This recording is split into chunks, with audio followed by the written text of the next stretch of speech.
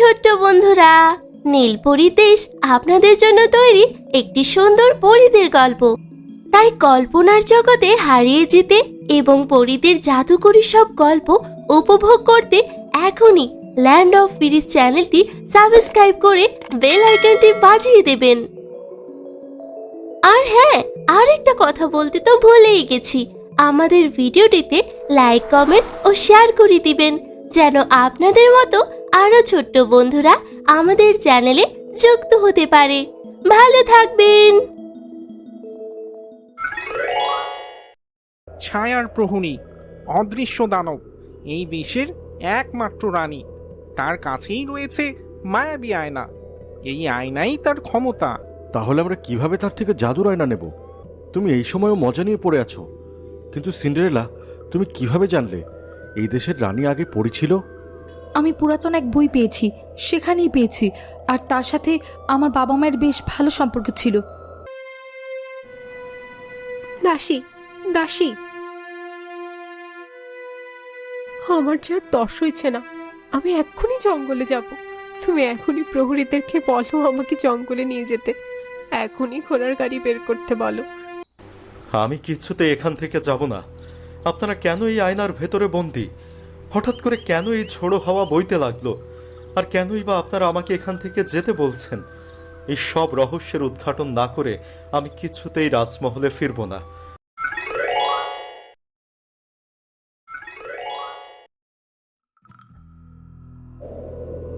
বরফের দেয়াল অতিক্রম করার পর সিন্ডারেলা নাইরোবি, টোকিও ও রাজকুমার রিও বেলাটোনার মূল আস্তানার দিকে এগিয়ে যাচ্ছে। তারা অনেক পথ পেরিয়ে অবশেষে তাদের বাবা মায়ের অবস্থান জানতে পেরেছে। তারা এক গভীর সুড়ঙ্গে বন্দী। আমরা তো যাচ্ছি, কিন্তু যদি সেখানে এখন বেলাডোনা থাকে তাহলে? যাই হয়ে যাক, আমি আমার বাবা মাকে নিয়ে যাবই। বাবা মাকে আমাদের চিনবে? তারা তো আমাদের ছোট্ট রেখেই বন্দী হয়েছে। চিনবে, নিশ্চয়ই চিনবে। সুড়ঙ্গটি ক্রমশ প্রশস্ত হচ্ছে এবং বাতাসে একটি অদ্ভুত মিষ্টি গন্ধ অনুভব হচ্ছে। হঠাৎ তাদের সামনে একটি বিশাল জাদুর গোলক ভেসে ওঠে। গোলকটি উজ্জ্বল আলো ছড়াচ্ছে এবং তার চারপাশে অদ্ভুত প্রতীক ঘুরছে। ও মাই গড, এটা কি? এটা তো একটা জাদুর গোলক। আর এই প্রতীকগুলো, এগুলো তো মনে হচ্ছে কোনো প্রাচীন জাদুর প্রতীক। আমরা কি আর সামনে এগোতে পারবো না? আমার মন বলছে এটা বেলাডোনার তৈরি কোনো জাদুর গোলক, যেন রাজা মার্গারিও এবং রানীমা এখান থেকে কখনোই বের হতে না পারে, আর কেউ এটার ভিতর প্রবেশও করতে না পারে। তাহলে আমরা কিভাবে এটা অতিক্রম করব? আমাদের তো অন্য কোনো পথ নেই। রিও, আশেপাশে খুঁজে দেখো, কোনো উপায় পাও কিনা। সিন্ডারেলা, তোমার মনে আছে আমাদের বন্দি করতে সে কি ব্যবহার করেছিল?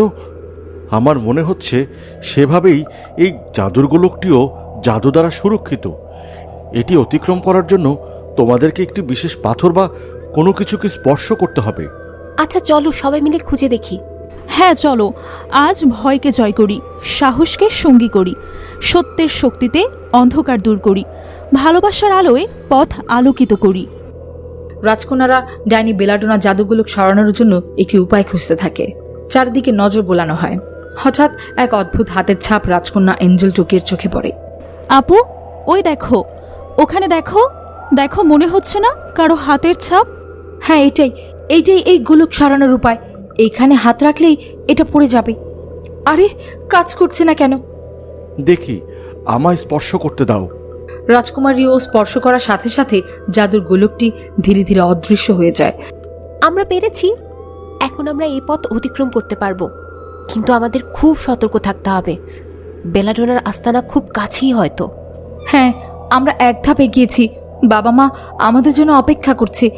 তার জন্য আজ প্রয়োজনে বেলাডোনাকে নিজের সর্বস্ব দিয়ে আঘাত করব। জাদুর গোলক অতিক্রম করার পর তারা একটি নতুন সুড়ঙ্গে প্রবেশ করে। সুড়ঙ্গটি ক্রমশ সংকীর্ণ হচ্ছে এবং বাতাসে একটি অদ্ভুত চাপ অনুভব হচ্ছে। এই সুড়ঙ্গটা এত ছোট কেন? আমার দম বন্ধ হয়ে আসছে। আর এই চাপটা, মনে হচ্ছে যেন দেয়ালগুলো আমাদের উপর ভেঙে পড়বে। এর মাঝে কারো থাকা সম্ভব না। তাহলে বাবা মা এত বছর ধরে কষ্টে আছে কত? বেলাডোনার গুহার গভীরে কালো শিখা নাচছে। পোড়া ধূপের গন্ধ আর লালচে ধোঁয়া বাতাসে ঘন হয়ে উঠছে। প্রাচীন পাথরের দেয়ালে ছায়ারা কিলবিল করছে।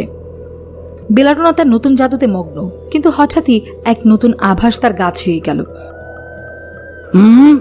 এ কি? আমার বাতাসে এই অপরিচিত গন্ধ কেন? মন্ত্রের সুর বদলে গেছে, তার মানে একটা উষ্ণ জীবন্ত স্পন্দন। কে সাহস পেল আমার দরজার চৌকাঠে পা রাখতে? কে? কার এত বড় স্পর্ধা? বেলাডোনা ধীরে ধীরে উঠে দাঁড়ায়, তার চুলের গোছা এলোমেলো করে ঠোঁটের কোণে একটি হিংস্র হাসি। এই হাসি যেন তার শত্রুকে শেষ করে দিতেই যথেষ্ট। সে সিংহাসনে পাশে রাখা লোহার দণ্ড তুলে নেয়। তার চোখের গর্তে নীল আগুন জ্বলছে। সে হঠাৎ দণ্ডটি মাটিতে দিয়ে আঘাত করতে শুরু করে। মাটি কেঁপে উঠে, দেয়ালে ফাটল থেকে কালো কুয়াশা বের হতে থাকে। সে ধীরে ধীরে হাঁটতে হাঁটতে গুহার প্রবেশপথের দিকে যায়। তার চোখে এক অদ্ভুত ঝিলিক। আজই হবে তার শেষ দিন। আজ আমার অন্ধকার তাকে গ্রাস করবে, যেভাবে শত শত বছর আগে করেছি অন্যদের সঙ্গে। আমার আস্তানায় ঢোকার মানেই নিজের কবর খুঁড়ে ফেলা। আমি বেলাডোনা, মৃত্যুর রানী। কি মজার খেলা হবে আজ। প্রথমে আমি তার চোখের আলো নিভিয়ে দেব, তারপর তার আত্মা চুষে নেব। আমি জানি এটা সিন্ডারেলা ছাড়া আর কেউ না। আমার রাক্ষসটা অনেক দিন ধরে কোনো পরীকে খায় না। আজ সে হবে আমার রাক্ষসের অন্ধকারের ভোজ, আর হবে তার প্রধান আহার। সিন্ডারেলা, আমি আসছি। বেলাডোনা জেনে যায় তার আস্তানায় কেউ এসেছে। এইদিকে সুড়ঙ্গ অতিক্রম করার পর তারা একটি বিশাল কক্ষে প্রবেশ করে। কক্ষটি অন্ধকার এবং মাঝখানে একটি বিশাল আয়না। আয়নার সামনে দুটি পথ, একটি পথ উজ্জ্বল আলোয় আলোকিত, অন্যটি অন্ধকার এবং রহস্যময়। তারা কিছুই বুঝতে পারে না কোন পথটি সঠিক। এটা কি? এটা তো একটা আয়না, কিন্তু এখানে দুটো পথ। কোনটা সঠিক আপু? কত অদ্ভুত এই পথগুলো! কোন পথে যাব আমরা? এটা বেলাডোনা তৈরি একটি জাদুর আয়না। তোমাদের একটি কঠিন সিদ্ধান্ত নিতে হবে। তোমরা দুজনেই অপর দিকে যাও, আর আমি আর রিও এই দিকে যাই। যারা সঠিক পথ পাবো তারা অন্যদের খোঁজ করব আর জানাবো। হ্যাঁ, এটাই ভালো বুদ্ধি। ভালো বুদ্ধি বের করেছো সিন্ডারেলা। তাহলে চলো, আমরা এখন এই পথ দিয়েই যাব। নাইরোবি, টোকিও, তোমরা সাবধানে যেও। সামনে যদি আরও পথ আসে, তখন তোমাদের সিদ্ধান্ত নিতে হবে কোন পথে তোমরা যাবে। আমাদের বাবা মা আমাদের জন্য অপেক্ষা করছে। আমাদের তাদের কাছে যেতেই হবে। আমরা সেই পথেই যাব যা আমাদের বাবা মার কাছে নিয়ে যাবে। আমাদের হাতে বেশি সময় নেই, তাই সাবধানে বুদ্ধি দিয়ে পথ বেছে নিতে হবে। ঠিক আছে আপু, আমরা পারবো। হ্যাঁ, আমরা প্রস্তুত। আমরা আর কোনো ভয় পাই না। হ্যাঁ, আমরা বেলাডোনাকে হারাতে পারবোই। চলো সবাই, আমাদের হাতে বেশি সময় নেই। বাবা মা আমাদের জন্য 20টি বছর ধরে অপেক্ষা করছে। আমরা তাদের কাছে আজ যে কোনো মূল্যেই পৌঁছাবো। আমরা সবাই একসাথে আছি। আমরা একে অপরের শক্তি।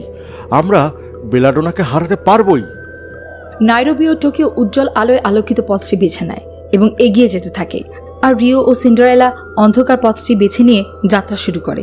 তারা নতুন উদ্যমে এগিয়ে যেতে থাকে, তাদের চোখে দৃঢ়তা এবং মুখে আশার আলো। গুহার ভেতরে শ্বাসরুদ্ধকর অন্ধকার, শুধু মশালে কাপা কাপা আলোয় দেখা যায়। লোহার পুরো খাঁচা, তার ভেতরে ক্লান্ত শুষ্ক মুখে বসে আছেন মার্গেরিও আর এলসন। তাদের চোখে জল আর ঠোঁটে দীর্ঘদিনের নীরব বেদনা। আজ কেন জানি না মনে হচ্ছে আমরা আবার বাইরের জগৎ দেখতে পারবো। হ্যাঁ, আমারও মনে এক অদ্ভুত তৃপ্তি, কিন্তু কেন এমন অনুভূতি হচ্ছে? আমাদের মেয়ে সিন্ডারেলা কি আবার ডাইনি বেলাডোনাকে পরাজিত করেছে? হ্যাঁ, হয়তো তাই। আমার মেয়ে তো। আমার ছোট দুটো বাচ্চা তাদেরকে মানুষ করেছিল মার্গেরিও। তারা কি ঠিক আছে? আমার নাইরোবি ও টোকিও, তারা কি আমাদের কথা কখনো ভাবে? জানি না, আমি জানি না। আজ থেকে 20 বছর আগেই আমি আমার সন্তানদের হারিয়েছি। জীবিত থেকেও আমি মৃত। রাজা বিক্রম জঙ্গলের ভিতর দিয়ে হেঁটে যাচ্ছিল। ঠিক তখন ইগল নামজার রোমিও সে এসে রাজাকে তার পা দিয়ে আঁকড়ে ধরে নিয়ে আকাশের দিকে উড়ে যায়। ছাড়ো আমাকে, ছাড়ো বলছি। আমাকে ছেড়ে দাও। আমাকে কোথায় নিয়ে যাচ্ছ? একটু পরে আপনি সব বুঝতে পারবেন রাজামশাই বিক্রমচন্দ্র। আমাকে ছেড়ে দাও, আমাকে এখনই ছেড়ে দাও। তা না হলে আমি তোমাকে আঘাত করতে দুবারও ভাববো না। আমি জঙ্গলে তোমার সাথে গল্প সল্প করতে আসিনি। আমি এসেছি আমার রাজকুমারকে খুঁজে বের করতে। আমাকে এখনই যেতে হবে। আমাকে ছেড়ে দাও। প্রহরী, প্রজা, তোমরা কেউ কোথাও যাবে না। আমি তোমাদের একবারও বলিনি তোমরা এই রাজ্যের প্রহরী হওয়ার যোগ্যতা রাখো না, বা এই রাজ্য থেকে বের হওয়ার প্রসঙ্গে কিচ্ছু বলিনি। এখন এই দুঃসময়ে সকল প্রজা ও প্রহরী একত্রিত হয়ে রাজকুমারকে খুঁজে বের করতে হবে। তোমাদের কাছে একটাই অনুরোধ, তোমরা সকলে আমার রাজকুমারকে খুঁজতে আমাদের সাহায্য করো। রানীমা একদম ঠিক কথা বলেছেন। এখন এই দুঃসময়ের রাজ্য থেকে কোনো প্রহরী বা প্রজা বের হয়ে যাবার সময় নয়। চলো সকলে মিলে আমরা রাজকুমারকে খুঁজতে থাকি। আমরা প্রতিজ্ঞা করতেছি রানীমা, আমরা রাজকুমারকে খুঁজে বের করা না পর্যন্ত কেউ আলাদা হব না। সকলে একসাথে নড়ে যাব শেষ পর্যন্ত। সকলে তলোয়ার নিয়ে ঘোড়ার গাড়ি নিয়ে বেরিয়ে পড়ো, জঙ্গলে যাবার ব্যবস্থা করো। তোমাদের সাথে আমাকেও নিয়ে চলো। আমি যাব, আমিও জঙ্গলে যাব, আর আমার রাজকুমারকে খুঁজতে যাব। তোমাদের শক্তি হয়ে তোমাদের পাশে থাকবো। কি ভাবছেন রাজামশাই? অতীতের সেই সূত্র ধরে আমি আপনাকে এখানে ধরে নিয়ে এসেছি? যদি সেটাই ভেবে থাকেন তাহলে বলবো আপনি ভুল মহারাজ। আপনি অতীতেও ভুল ছিলেন, আজও ভুল আর ভুলই ভাবছেন। আর সত্যিটা হলো গিয়ে। চুপ করো ইগল, আমি তোমার মুখ থেকে একটা কথাও শুনতে চাই না। তুমি আমাকে এখানে কেন ধরে নিয়ে এসেছো সেটা বলো। আমার তো মনে হচ্ছে আমার রাজকুমার। আচ্ছা, তুমি কি আমার রাজকুমারকেও এখানে ধরে নিয়ে এসেছো? না রাজামশাই, আমি রাজকুমারকে কেন ধরে নিয়ে আসবো বলুন? আমি রাজকুমারকে ধরে নিয়ে আসিনি, তবে আমি জানি রাজকুমার কোথায় আছে এবং কেমন আছে। তুমি জানো কোথায়? কোথায় আমার রাজকুমার? কোথায়? আমাকে আমার রাজকুমারের কাছে এখনই নিয়ে চলো। আমি আমার রাজকুমারের কাছে যাব। রাজকুমার যেখানে আছে সেখানে আপনি যেতে পারবেন না মহারাজ। শুধু এটুকু বলি, রাজকুমারকে এ সময় নীলপরি রাজ্যের রাজা মার্গেরিও ও রানী এলিসনের খুব প্রয়োজন, এবং রাজকুমার এখন নীলপরি রাজ্যের রাজা মার্গেরিও ও রানী এলিসনের কাছে রয়েছে। আরে এটা কি? তোমরাও এখানে? তার মানে এটা কি কোনো গোলক ধাঁধা? আমারও তাই মনে হচ্ছে, এটা একটা গোলক ধাঁধা। না, আমাদের বিভ্রান্ত করার জন্যই এমনটা করা হয়েছে। আশেপাশে হয়তো বাবা মা আছেন, তোমরা দেয়ালে কান লাগিয়ে শোনো। আমার মেয়েরা তোমার মতোই সাহসী হয়েছে। বাবা মা, এই তো ওনারা এখানে। মনে হলো আমি কারোর আওয়াজ শুনলাম। কার আওয়াজ? জানি না, কিন্তু মনে হলো সিন্ডারেলা। না না না, এটা স্বপ্ন। হঠাৎ প্রাচীর কেঁপে ওঠে। এলসন ও মার্গরিয়ে ভয় কেঁপে ওঠে, কিন্তু তখনই প্রাচীর চিরে বেরিয়ে আসে রাজা ও রানীর 3 কন্যা। মা, বাবা। তোমরা কারা? আমরা তোমাদের নিতে এসেছি। মা, বাবা, আমি টোকিও। আমরা তোমাদের নিয়ে যাব মা। তোমরা তোমরা এখানে কিভাবে? আমি রিও মার্টিনেজ, বেঞ্জামিন মার্টিনেজের পুত্র। আমরা আপনাদেরকে বেলাডোনার হাত থেকে ছাড়িয়ে নিতে চাই। চলুন চলুন আমাদের সঙ্গে। সবাই খাঁচায় শক্তি প্রয়োগ করে, তাদের বের করার চেষ্টা করে, কিন্তু কিছুতেই খাঁচার দরজা খোলা যায় না। রিও এগিয়ে এসে তলোয়ার দিয়ে লোহাতে বারবার আঘাত করে। ঝনঝন শব্দে প্রতিধ্বনি হয়ে ফিরে আসে, কিন্তু শিক একটিও নড়ে না।